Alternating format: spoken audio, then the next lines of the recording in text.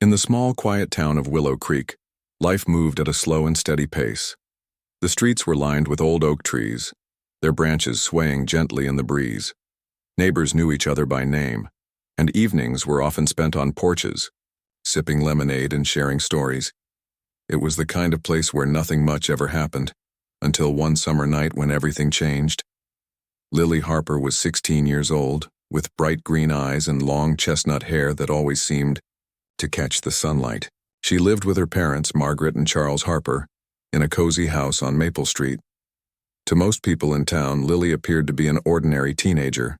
She went to school, hung out with her friends, and helped her mom bake cookies during the holidays. But beneath her cheerful exterior, Lily carried secrets she never dared to share. Margaret and Charles loved their daughter deeply, but they weren't perfect parents. They argued often, their voices sometimes carrying through the thin walls of their home late at night. Money was tight, and the stress weighed heavily on both of them. Though they tried to shield Lily from their problems, she couldn't help but feel caught in the middle. Over time, she began to withdraw, spending more time alone in her room or wandering the woods behind their house. It was during one of those solitary walks that Lily first met Daniel Hayes. He was older than her, maybe 25 or so, with scruffy brown hair and a worn leather jacket. Daniel wasn't from Willow Creek. He traveled from town to town, working odd jobs and sleeping wherever he could find shelter.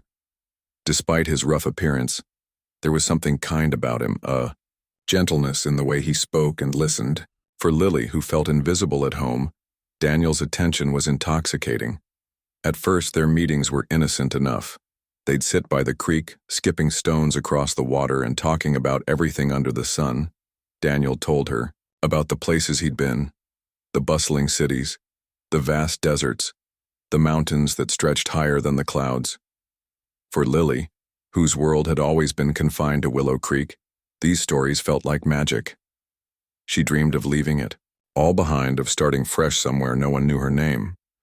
But as summer turned to fall, Lily's behavior began to change. She started skipping meals, claiming she wasn't hungry. Her grades slipped, and her teachers noticed she seemed distracted in class. When Margaret asked what was wrong, Lily would just shrug and say she was tired. Deep down, though, Margaret sensed something was off. She tried to talk to her husband about it, but Charles brushed her concerns aside, saying teenagers were moody and that Lily would grow out of it. Then came the night that would haunt Willow Creek for decades. It was a chilly October evening, and the wind rattled the windows as rain pelted the rooftops. Margaret called up the stairs for Lily to come down for dinner, but there was no answer. Thinking her daughter was sulking in her room again, Margaret climbed the steps and knocked softly on the door. "Lily, honey, are you okay?" When she opened the door, the room was empty. The bed was neatly made, the curtains drawn shut. On the desk lay a single sheet of paper folded in half. Margaret picked it up with trembling hands and read the words, scrawled inside, "I'm sorry, I can't stay here anymore." Panic surged through Margaret as she rushed downstairs to tell Charles. Together they searched every corner of the house, calling Lily's name over and over, but she was gone. Her backpack and favorite jacket were missing, along with some clothes from her closet. It didn't take long for word to spread throughout the neighborhood. Friends and neighbors joined the frantic search, combing the woods and checking local bus stations, but there was no sign of Lily. Detective Alan Brooks arrived early the next morning. A tall man in his 40s with graying hair and sharp blue eyes, Brooks had spent nearly 2 decades solving crimes in Willow Creek. This case, however, felt different. There were no signs of forced entry or struggle in the Harper household, no ransom note demanding money. It was as if Lily had simply vanished into thin air. Brooks began by interviewing Lily's closest friends and teachers, hoping to uncover any clues about her state of mind before she disappeared. Most described her as quiet and reserved, though one friend mentioned seeing her talking to a stranger near the edge of the woods a few weeks prior. The description matched Daniel Hayes, but when Brooks tracked him down days later, Daniel claimed he hadn't seen Lily since early September. Without concrete evidence tying him to her disappearance, there was little Brooks could do. As weeks turned into months, the investigation grew colder.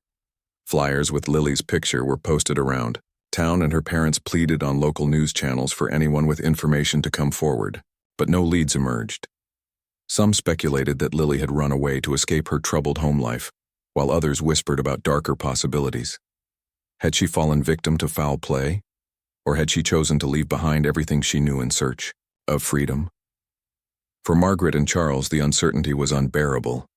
Their once lively home now felt hollow, filled with echoes of laughter that would never return.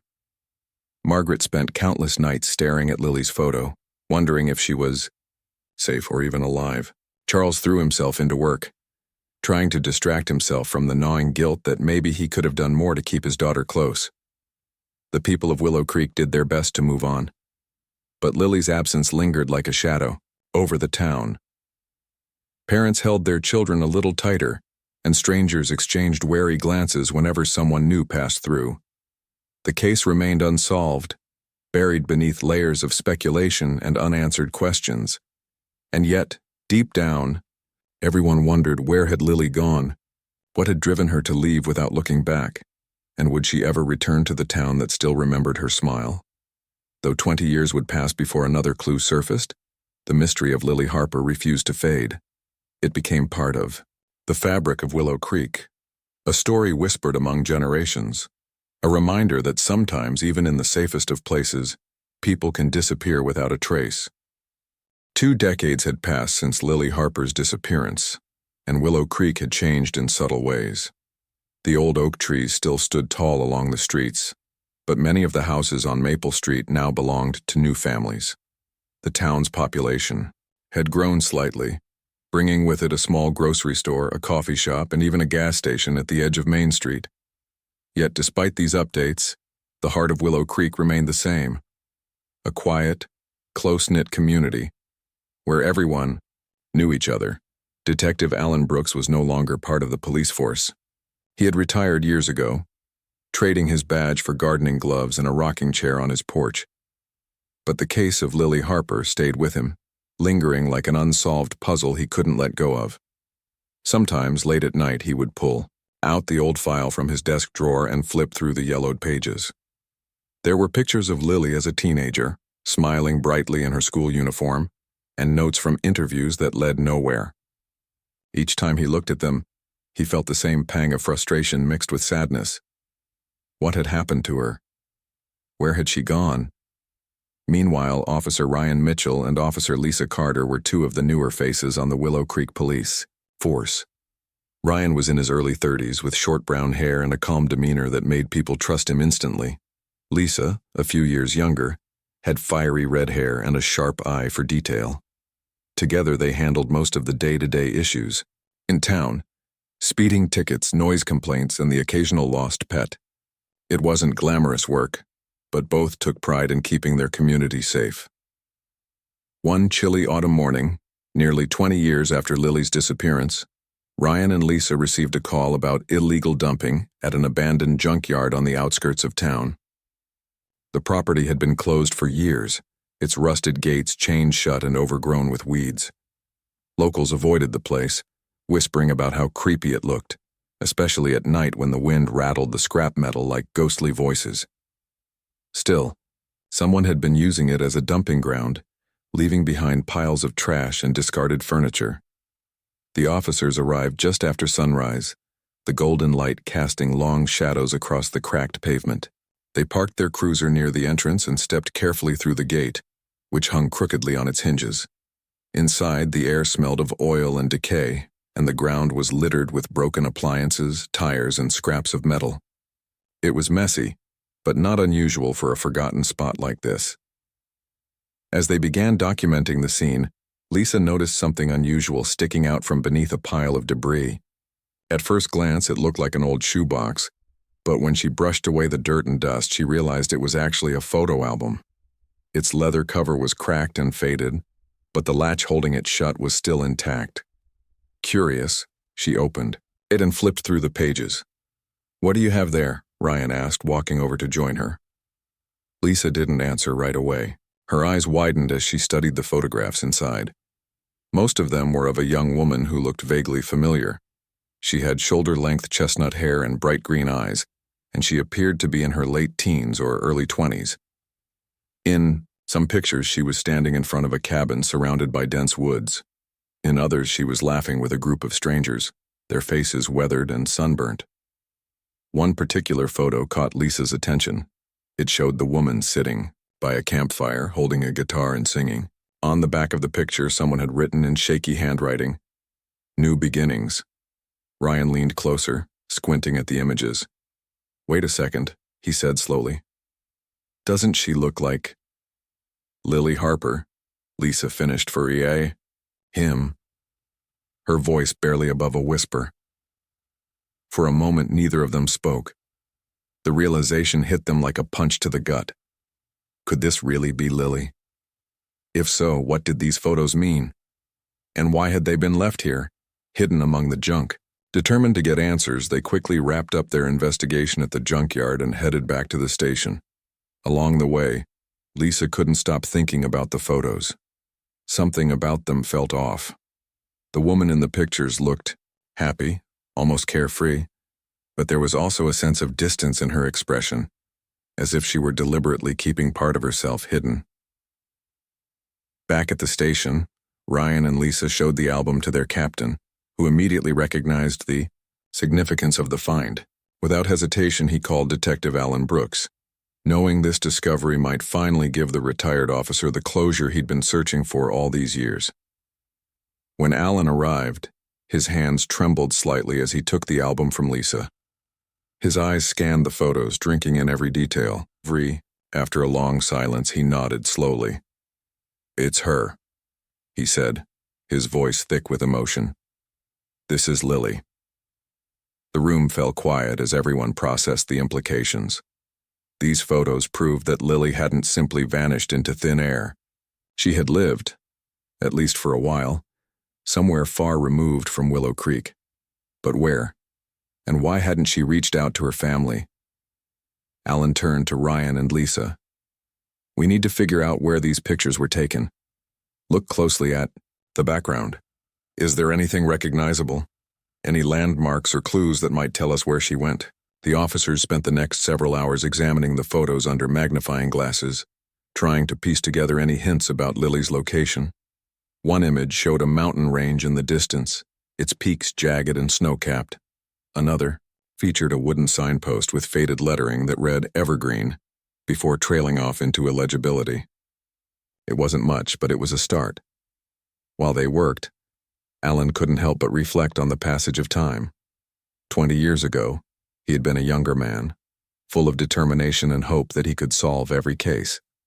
Now, as he stared at these faded photographs, he felt the weight of age pressing down on him. Would finding Lily bring peace to her parents? Or would it only open old wounds? By the end of the day, Ryan and Lisa had compiled a list of potential locations based on the clues in the photos. They decided to focus their efforts on areas with similar mountain ranges and names containing Evergreen. Their search would take them far beyond the borders of Willow Creek, into places they'd never explored before. As the sun dipped below the horizon, casting the station in soft orange light, Alan lingered by the window, staring out at the quiet streets of the town he had sworn to protect. He thought about Margaret and Charles Harper, wondering how they had coped with the loss of their daughter all these years. Did they still hold on to hope that she might return someday? Or had they given up, resigned to the idea that she was gone forever? Whatever the truth was, one thing was certain. The discovery of the photo album had reignited the mystery of Lily Harper. For the first time in 2 decades, there was a glimmer of hope. A chance to uncover the secrets she had left behind and perhaps even bring her story to a close. But as Alan turned away from the window and prepared to leave the station, he couldn't shake the feeling that the answers wouldn't come easily. Whoever had hidden those photos in the junkyard had done so for a reason. And somewhere out there, Lily Harper, or whoever she had become, was waiting to be found. The next morning, Officer Ryan Mitchell and Officer Lisa Carter were already hard at work. They had spent the night poring over maps and researching areas that matched the clues from the photo album. The jagged mountain range in one of the pictures seemed familiar to Lisa. It reminded her of a region about 200 miles north of Willow Creek, known for its dense forests and isolated cabins. There was also a small community there called Evergreen Haven, which fit the faded signpost they'd seen in the photographs. Detective Alan Brooks joined them early, his mind still buzzing with questions. He had spoken briefly with Margaret and Charles Harper the previous evening, breaking the news about the discovery of the photos. Their reactions had been a mix of shock, hope, and fear. Margaret had clutched the phone tightly, her voice trembling as she asked if Lily was alive. Charles had remained silent, his face pale and unreadable. It was clear that reopening this chapter of their lives was both painful and necessary. Armed with their list of potential locations, Ryan, Lisa, and Alan decided to start their search in Evergreen Haven.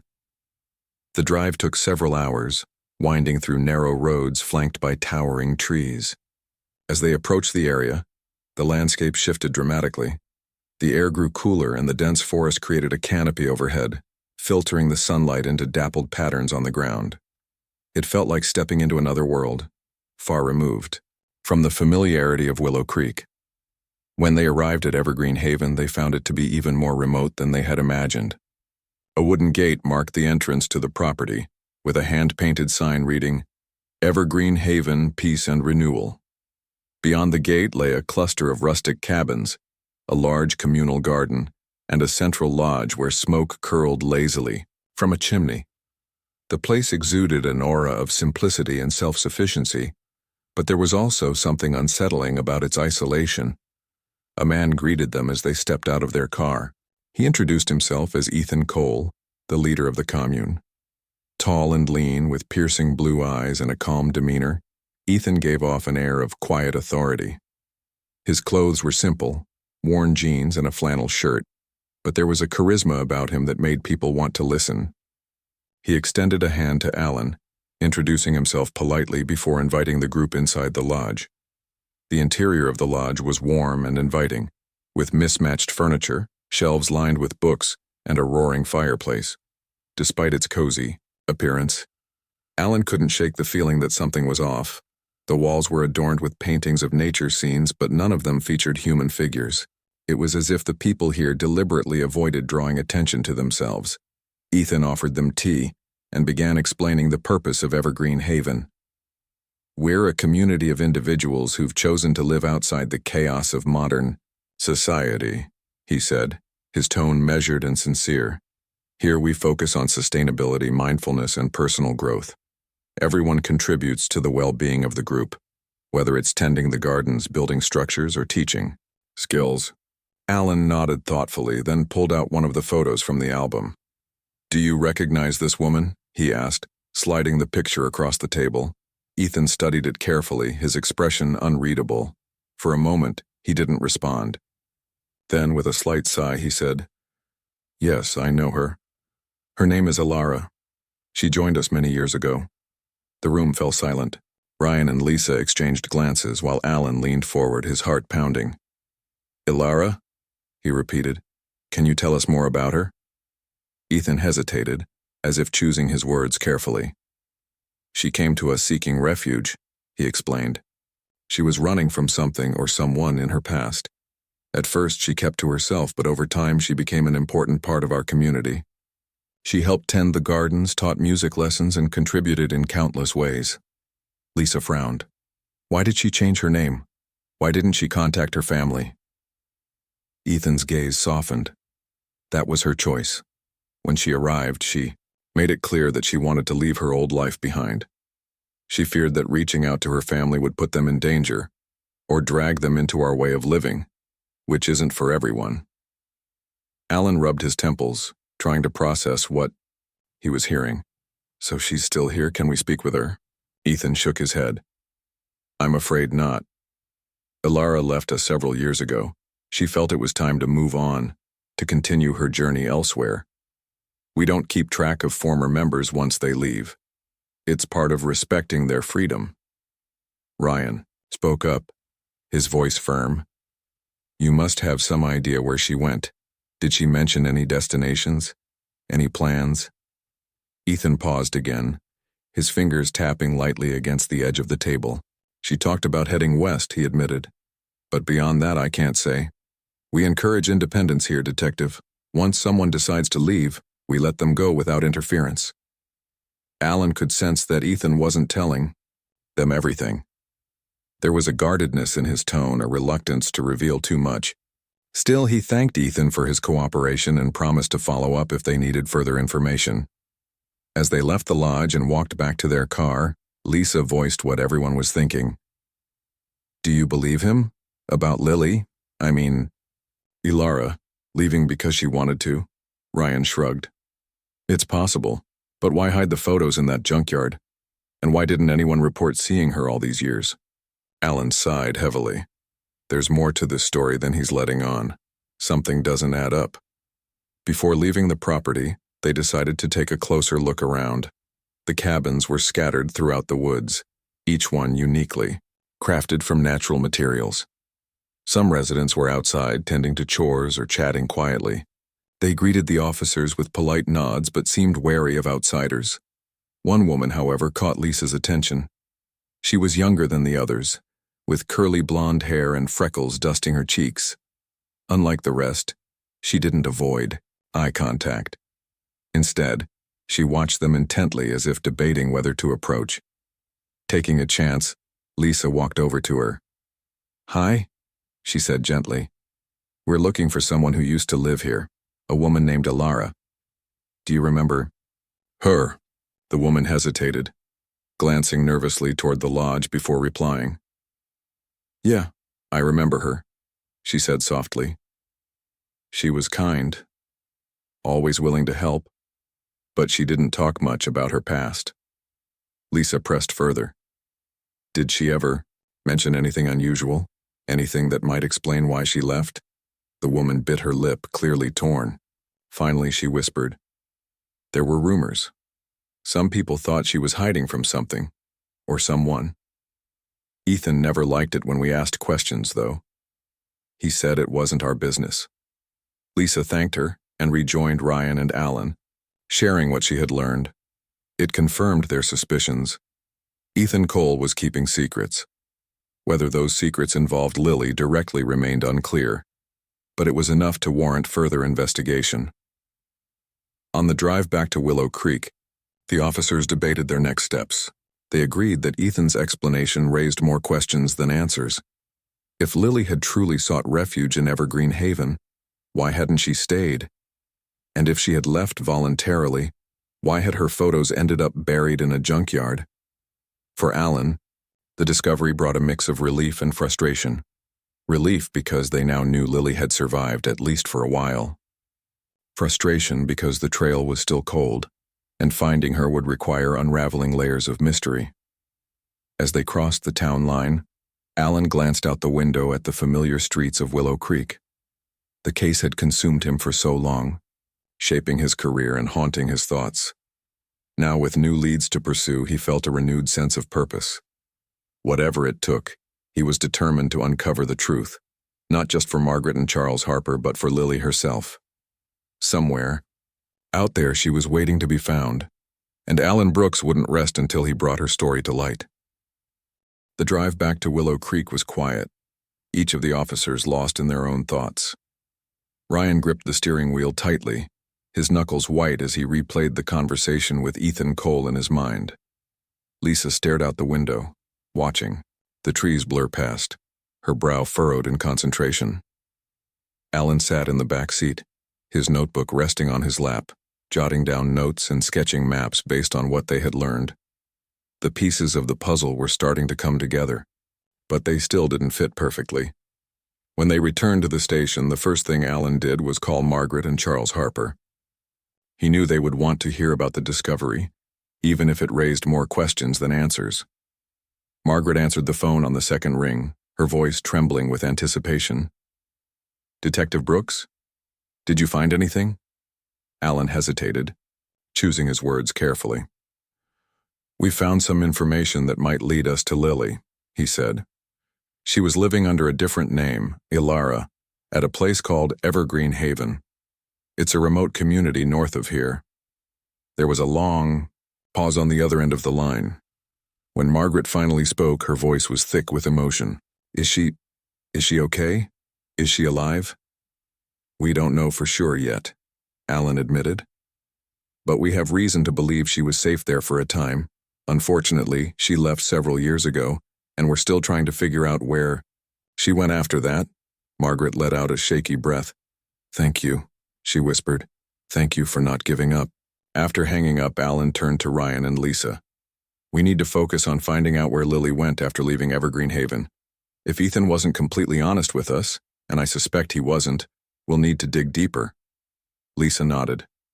What about the woman we spoke to at the commune? She seemed nervous, like she wanted to tell us more but was afraid. Exactly, Alan said. I think it's worth going back and talking to her again. Maybe we can get her to open up.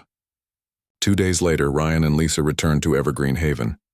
This time they came without Alan, hoping to appear less intimidating. As they approached the property, the same wooden gate greeted them, its paint peeling slightly in the damp autumn air. The sky was overcast, casting a gray pallor over the cabins and gardens. It felt quieter this time, almost eerily so. They spotted the young woman with curly blonde hair immediately. She was kneeling in the communal garden, pulling weeds from the soil. When she saw them approaching, she stood up quickly, brushing dirt off her hands. Her eyes darted toward the lodge before settling on the officers. Hi, Lisa said, offering a small smile. We met the other day.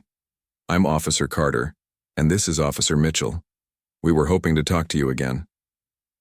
The woman glanced around nervously, then gestured for them to follow her. She led them to a secluded spot near the edge of the woods, far enough from the main buildings that no one could overhear them. My name's Claire, she said quietly, once they were alone. I couldn't stop thinking about what you asked me last time. About Alara. Ryan leaned forward slightly. Anything you can tell us might help, even if it seems small or unimportant. Claire hesitated, chewing her lip. Ethan doesn't like us asking questions about her, or anyone who leaves, really. He says it disrupts the peace of the community, but... She trailed off, glancing over her shoulder as if expecting someone to appear. But what? Lisa prompted gently. Claire took a deep breath. Alara was different from the rest of us. She kept to herself a lot even after she'd been here for years. Sometimes late at night I'd see her sitting by the creek staring at the water like she was waiting for something. Or someone. And then there were the arguments. What kind of arguments? Ryan asked. With Ethan, Claire replied. I only heard bits and pieces, but it sounded like he wanted her to stay permanently. He talked about how important she was to the community, how much they needed her. But she always resisted. One night I heard her say she couldn't stay because she'd already given up too much of herself. Lisa exchanged a glance with Ryan. Do you think Ethan tried to stop her from leaving? Claire shrugged. I don't know. All I know is that she disappeared suddenly one morning. No goodbye, no explanation, just gone.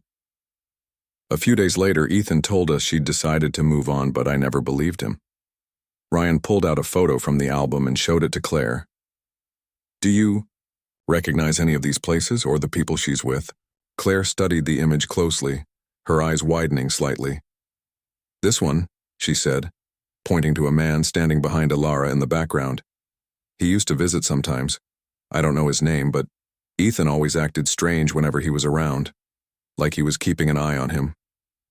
Lisa jotted down the description of the man, a tall figure with broad shoulders and dark hair, and thanked Claire for her help. As they walked back to their car, Ryan turned to Lisa. Do you think Ethan's hiding something bigger than just Lily's whereabouts? It's possible, Lisa replied. If he lied about why she left, maybe he knows more about what happened to her than he's letting on. Back in Willow Creek, Alan reviewed their findings. The new details added another layer of complexity to the case. If Ethan had pressured Lily to stay, or worse, tried to keep her against her will, it could explain why her photos ended up hidden in the junkyard. Perhaps she had managed to escape, but feared retaliation, which is why she hadn't contacted her family. Determined to uncover the truth, Alan decided to revisit the junkyard where the photos had been found. He wanted to search the area more thoroughly, looking for anything else that might have been overlooked. The junkyard was as desolate as ever, the rusted metal piles looming like silent sentinels. Alan moved methodically through the debris, his flashlight cutting through the shadows. Just as he was about to give up, something caught his eye, a glint of silver beneath a stack of old tires. Carefully, he cleared away the trash and uncovered a small, tarnished locket. Inside the locket was a tiny photograph of Lily as a teenager.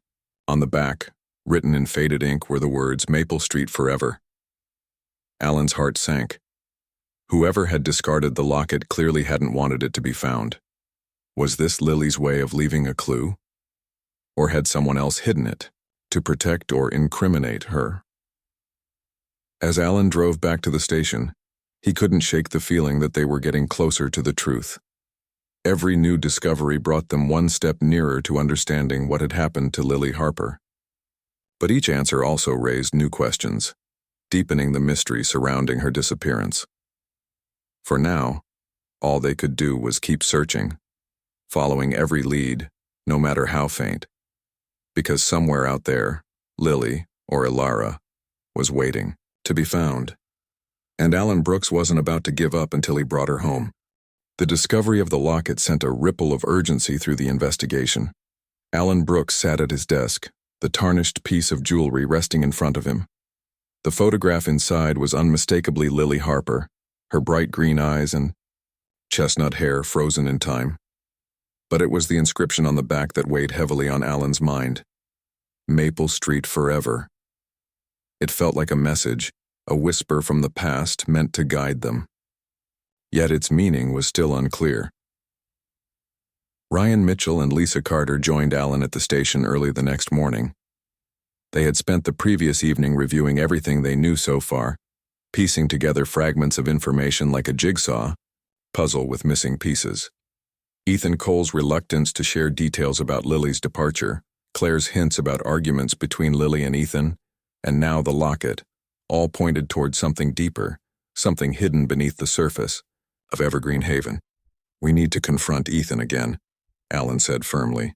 "This time we go in knowing what questions to ask, and we don't leave until we get answers." Ryan nodded. "Agreed. But we should also try to track down that man Claire mentioned, the one who visited the commune.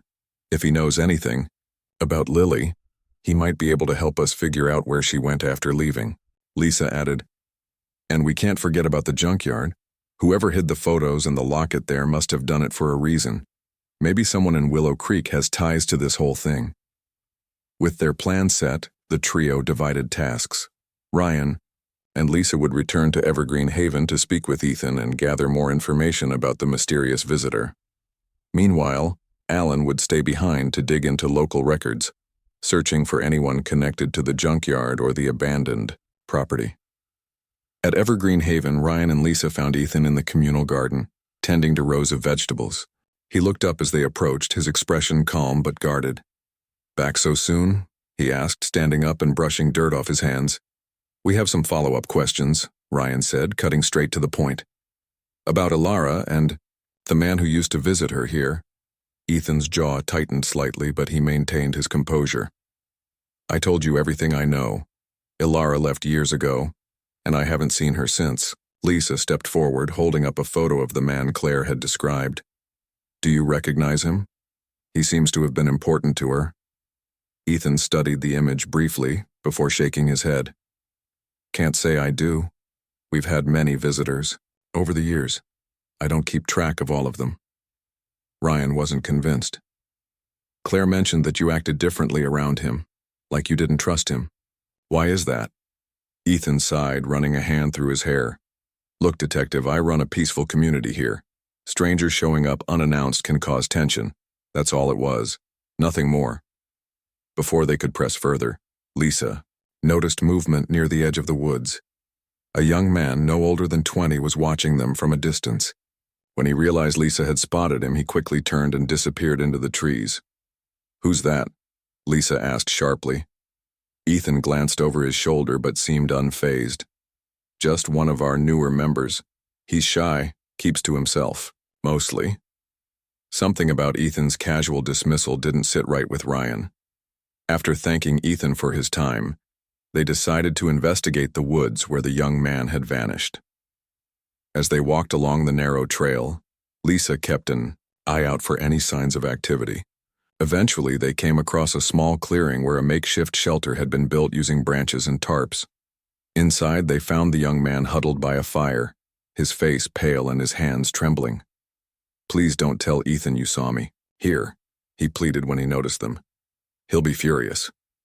Ryan crouched down, speaking softly to avoid alarming him further. "We're not here to cause trouble. We just want to talk. What's your name?" "Jake," he whispered. I heard you asking about Alara. I didn't want to say anything in front of Ethan, but I think I know something that might help." Lisa exchanged a glance with Ryan. "Go on," she encouraged. Jake hesitated, glancing nervously toward the direction of the lodge. "Alara didn't leave because she wanted to. Ethan tried to stop her. She told me once that she felt trapped here, that she couldn't live the way he expected her to. One night I saw them arguing by the creek. Ethan was yelling, saying she owed him something. The next morning she was gone." Ryan leaned closer. "Did she mention where she planned to go?" Jake shook his head. "Not to me. But she did talk about wanting to start fresh somewhere far away, somewhere no one would find her." Lisa pressed gently. "What about the man who visited her? Did she ever say who he was?" "He was her friend," Jake replied. "Or maybe more than that, I'm not sure. All I know is that Ethan didn't like him. He accused Alara of being disloyal whenever the guy showed up. By the time they left the woods, Ryan and Lisa were certain of one thing. Ethan Cole had been hiding the truth. Whether he had actively tried to prevent Lily from leaving or simply manipulated her into staying, his actions had played a role in her disappearance. They agreed to report back to Alan immediately. Meanwhile, Alan had made progress of his own. Digging through old records, he discovered that the junkyard had once belonged to a man named Harold Dixon, who had passed away several years earlier. According to neighbors, Harold had been reclusive, rarely interacting with others in town. However, one name kept popping up in connection with him: Daniel Hayes, the same drifter Lily had met near the woods before her disappearance. Alan tracked down an address for Daniel, which led him to a rundown apartment building on the outskirts of a nearby city. When he knocked on the door, a grizzled man answered, his scruffy brown hair streaked with gray. It was unmistakably Daniel. "I already told the cops everything I know," Daniel said defensively, crossing his arms. "This is new," Alan replied calmly. "We found a locket and some photos of Lily in a junkyard. Do you know anything about that?" Daniel's expression faltered. For a moment, he looked genuinely shaken. "Lily, she gave me that locket," he admitted quietly. "She said it was the last thing tying her to her old life. Asked me to hold on to it for her." "Why would she do that?" Alan asked. "She didn't trust herself to keep it," Daniel explained. "She was scared if her family found her, they'd drag her back. And if Ethan caught wind of it..." He trailed off, shaking his head. "Let's just say he wasn't the saint everyone thought he was." Alan thanked Daniel for his cooperation and returned to the station, where Ryan and Lisa were waiting. Together, they pieced everything together: Ethan's controlling behavior, the mysterious visitor, and Daniel's involvement. It was clear that Lily had sought refuge in Evergreen Haven, only to find herself caught in a web of manipulation and fear. The next step was reaching out to Lily directly.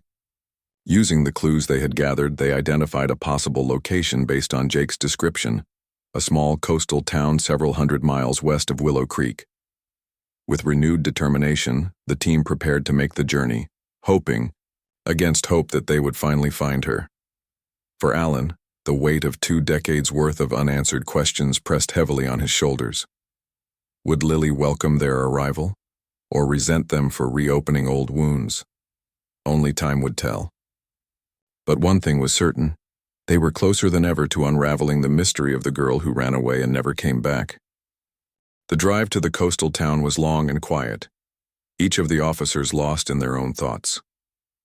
Alan sat in the passenger seat, staring out the window as the landscape shifted from dense forests to rolling hills, and finally to the vast expanse of ocean. The salty breeze carried a sense of finality, as if they were nearing the end of a journey that had spanned 2 decades. Ryan and Lisa exchanged occasional glances in the rearview mirror, their expressions a mix of anticipation and unease. When they arrived, the town felt different from Willow Creek, smaller, quieter, almost untouched by time. The streets were lined with weathered cottages painted in soft pastel colors, and fishing boats bobbed gently in the harbor. It was the kind of place where people lived simple lives, far removed from the chaos of the modern world. But despite its charm, there was an air of mystery about it, as if secrets lay hidden beneath its tranquil surface.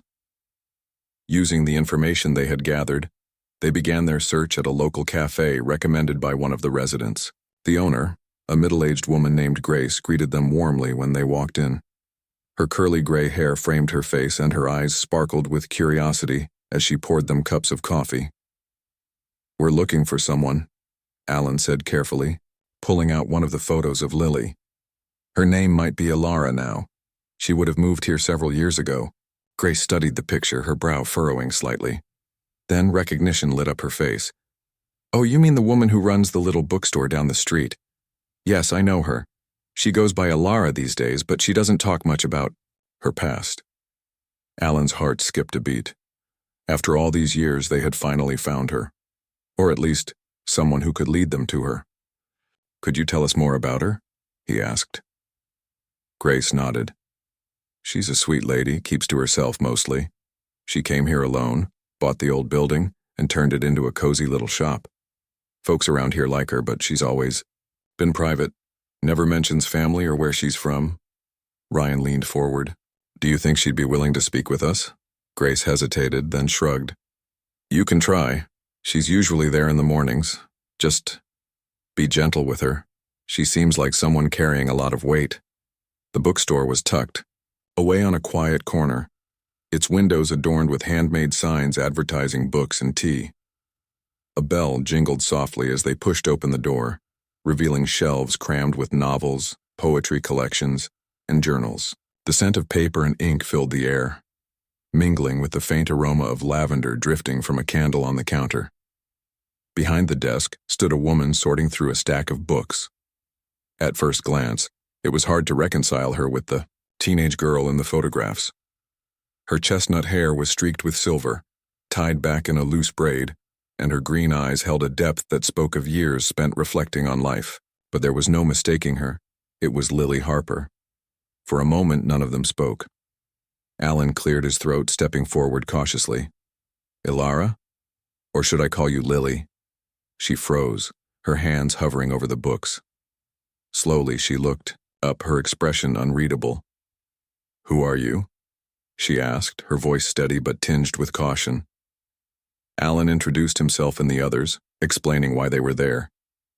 "We've been searching for you for a long time, Lily. Your parents, they never stopped hoping you'd come back." Lily's gaze dropped to the floor, her fingers tightening around the edge of the counter. For several seconds, the room was silent except for the distant sound of waves crashing against the shore. Finally, she sighed deeply. "I didn't think anyone would look for me after all these years." Lisa stepped closer, her tone gentle. "Why did you leave, Lily? What made you run away?" Lily hesitated, then gestured toward a small seating area near the window. They followed her, settling into mismatched chairs as she began to speak. Her words came slowly at first, as if she were testing the waters, unsure how much to reveal. "I left because I couldn't breathe in Willow Creek anymore," she admitted. "My parents loved me, but the fighting, it felt like I was drowning. And then I met Daniel. He showed me a world beyond everything I knew, a world where I could start over, so I took my chance." Ryan nodded. "And Evergreen Haven? How did you end up there?" "It seemed safe at first," Lily said, her voice growing quieter. "Ethan promised freedom, a fresh start. But it wasn't what I expected. He wanted control, not just over me, but over everyone. When I realized I couldn't stay without losing myself completely, I left." Again. Alan leaned forward, his eyes softening. Why didn't you contact your family? They thought something terrible had happened to you. Pain flickered across Lily's face. I wanted to so many times, but I was afraid. If I reached out, they'd find me. Ethan warned me that leaving would put them in danger. And after everything I'd done, running away, cutting ties, I didn't think they'd forgive me. Lisa reached out, placing a reassuring hand on hers. They love you, Lily. All these years they've just wanted to know you're okay. Tears welled up in Lily's eyes, spilling silently down her cheeks. I've thought about them every day, she whispered.